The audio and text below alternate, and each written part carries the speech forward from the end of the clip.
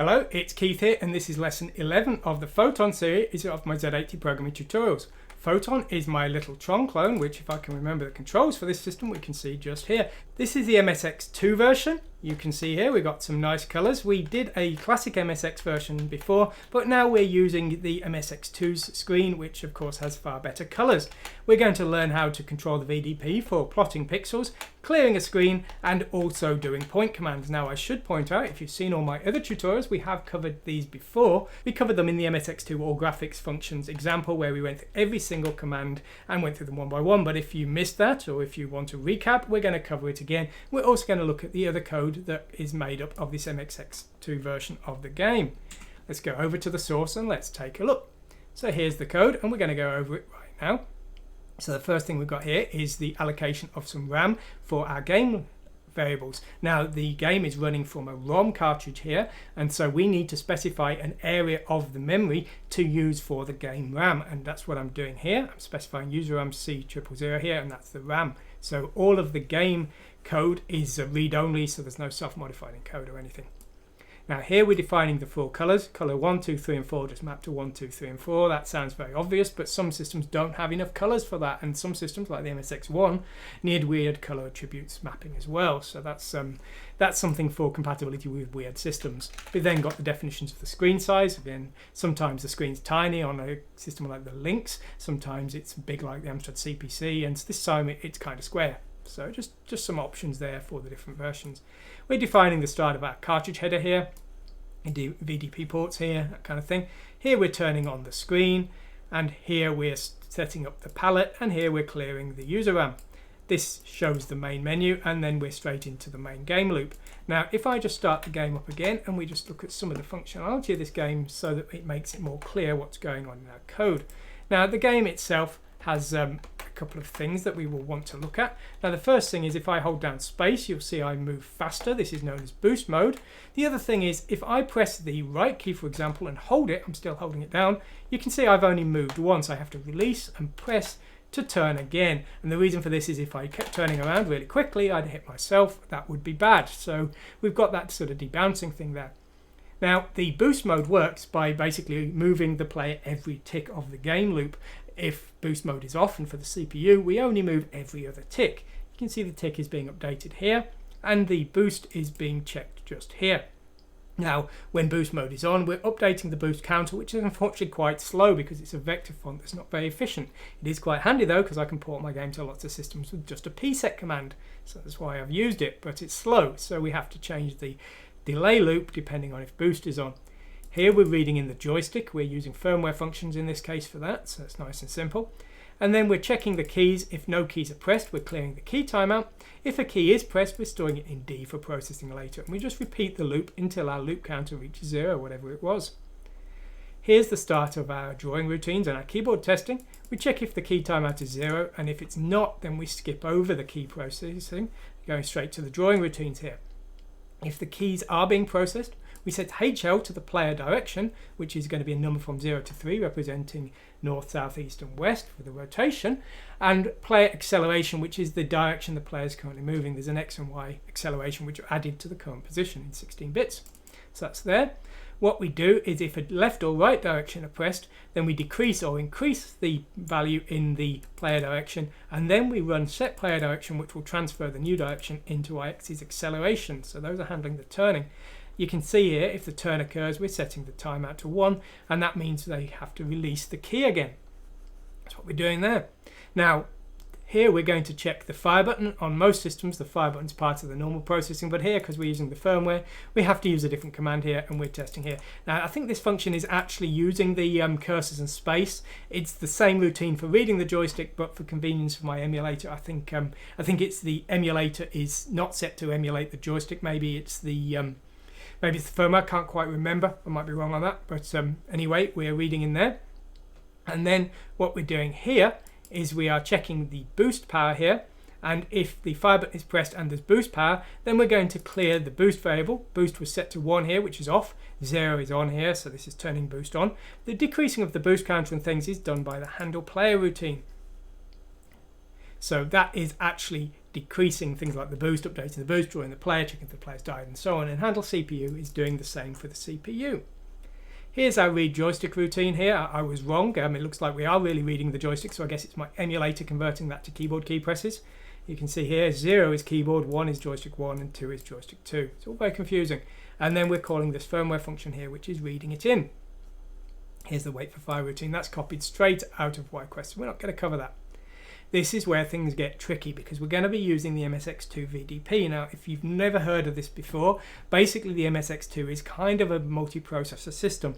You've got the CPU and you've got the VDP, which is its own chip. And we can tell the VDP to do something and it will get on with it while we're doing other tasks. So we could tell the VDP to clear the screen and it will start clearing that screen, and our CPU can be doing other things while this clear is occurring. The only problem is if it gets halfway through the clear and we tell it to draw a sprite, well, anything could happen, to be honest, so we don't want to do that. So we've got some functions here to help us out. We've got VDP wait, which will wait for the status to be clear so that we can do another command. We've got get status here, which is to get a status register, and this is the firmware safe one.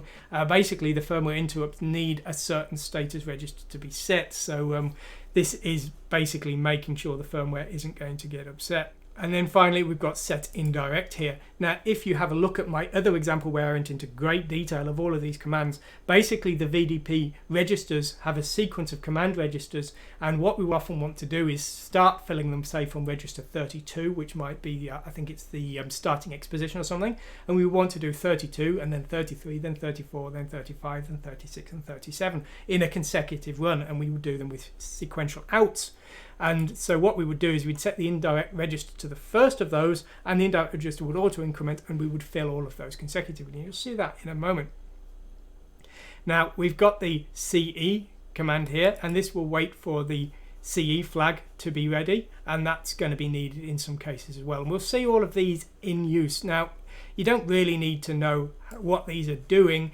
You just need to use them in your code in the right places to make sure that you are waiting for the VDP to complete before you read back the pixel that it read, or waiting for the VDP to have finished its last command before you tell it to clear the screen, for example, which we'll see right now.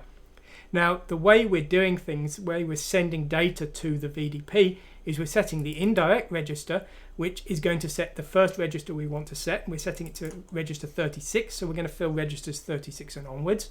And register 36 is destination X in this case, so that's what we're setting here. So we set the indirect register, and then we do a sequence of out-I commands, but because dozens and dozens of out-I's would be very ugly in our code, we've put the actual hexadecimal byte code here of lots of out-I commands here in a big string here, in these def-b, just to neaten up the code. This is just the equivalent of lots of out-I's. So out-I will transfer a byte from memory and send it to the VDP in this case, provided of course we've got BC set correctly and we set C just here. So we're doing that. Now this command will go from RAM to the port, and this means that we need to have our variables in RAM somewhere. Now we could specify them all in ROM for something like a CLS, which is constant, but we can't do that for other things, and it's a bit inflexible. And the solution I'm using here to that is I'm setting the registers with my coordinates and my color and things, and then I'm pushing them onto the stack. I'm using a pointer to the stack as the source, and I'm using the out-I's to transfer them to the destination. So here you can see we're specifying the X and Y destination in IXIY. That's the starting position here, so that's the top corner. The width and height here, 256 wide, 192 tall. And the byte that we're writing, which is effectively 2 colors because it's a 16 color screen, so color 0. And then we're calling this function, which is going to transfer these.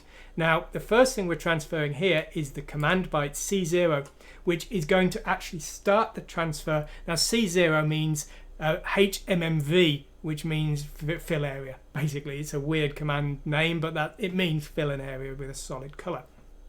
So as soon as that gets sent, which is going to be sent last because we're pushing it first, the fill would actually occur. There's an unused byte here, so don't worry about that. And then we're setting the color here. We're pushing that on. Again, another unused byte there. And we're pushing the height, width, destination Y and destination X. So destination X is the last one pushed here. We're then getting the address of the data we just pushed. We're waiting for the CE flag, which means the VDP is ready to do a job. And then we're calling this here, which is setting the indirect register, and it's going to transfer all of these bytes that we pushed here. and it's going to transfer the first one to 36, and then 37, this is a pair here, and then 38, 39, and so on. So we're setting all of these with those commands here, and then once we've done that, we're just fixing up the stack to remove all of this junk we put on that we don't want, and then we're returning. And the point of this is that you can set your variables here, call this function, and you can clear areas of the screen, or fill areas of the screen if you want to think of it like that, without changing this function each time, and just by using RAM rather than parts of the ROM. So there we go. So that's our clear screen function there. We've also got a PSET function here. We're using 8-bit values here. The screen is 256 wide, 512 wide on some screen modes, and it's technically 1024 tall, but parts of it are invisible because of page flipping and what have you. So we're only setting the bottom byte of the pairs here, we're setting the color here, and we're setting a logical operation. Now, you might have heard of things like AND, OR, and XOR, and these all apply to the screen as well. So we can XOR pixels, which is quite handy for simple sprites. If you XOR sprite, you remove it, and that means you can have sprites overlap and take one off without having to worry about redrawing the old one, although it's ugly, but it's a nice easy way of doing sprites.